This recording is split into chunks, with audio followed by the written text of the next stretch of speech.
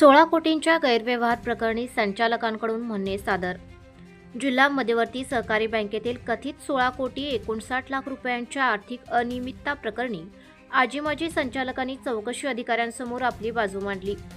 या प्रकरणी नेमण्यात आलेले चौकशी अधिकारी तथा निवृत्त जिल्हा न्यायाधीश M.R. मखरे यांच्यासमोर पार पडलेल्या सुनावणीत दोषारोप नोटीस बजावण्यात आलेल्या आजी-माजी संचालकांच्या वतीने त्यांच्या वकिलांनी सविस्तर म्हणणे व स्पष्टीकरण सादर केले व सुनावणीनंतर आता या चौकशीची पुढील सुनावणी 12 ऑगस्ट रोजी होणार आहे.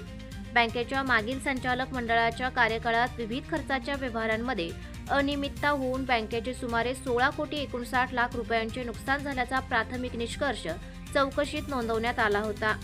या पार्श्वभूमीवर महाराष्ट्र सहकारी संस्था अधिनियमाच्या कलम 88 अंतर्गत सुरू असलेल्या चौकशीत आजी-माजी संचालक, तत्कालीन अधिकारी तसेच विद्यमान अधिकाऱ्यांसह तब्बल 57 जणांना दोषारोप नोटीस बजावण्यात आली होती. या नोटीसास उत्तर देताना आजी-माजी संचालकांनी वकिलांमार्फत आपली भूमिका मांडत सर्व आरोप फेटाळून लावले आहेत. या प्रकरणात प्रामुख्याने विकास सेवा संस्थांसाठी केलेली संगणक खरेदी, बँकेच्या विविध शाखांमधील फर्निचर खरेदी आणि जाहिरात खर्चात झालेली अनियमितता या व्यवहारांवर ठपका ठेवण्यात आला होता. मात्र हे सर्व व्यवहार नियमानुसारच झाल्याचा दावा संचालकांनी आपल्या स्पष्टीकरणात केला आहे. शासनाने नियुक्त केलेले चौकशी अधिकारी M.R. मखरे सादर झालेल्या सर्व स्पष्टीकरणांना आणि कागदपत्रांचा अभ्यास करणार असून 12 ऑगस्टच्या सुनावणीनंतर या चौकशीचा अंतिम अहवाल आणि पुढील कायदेशीर दिशा निश्चित होणार आहे.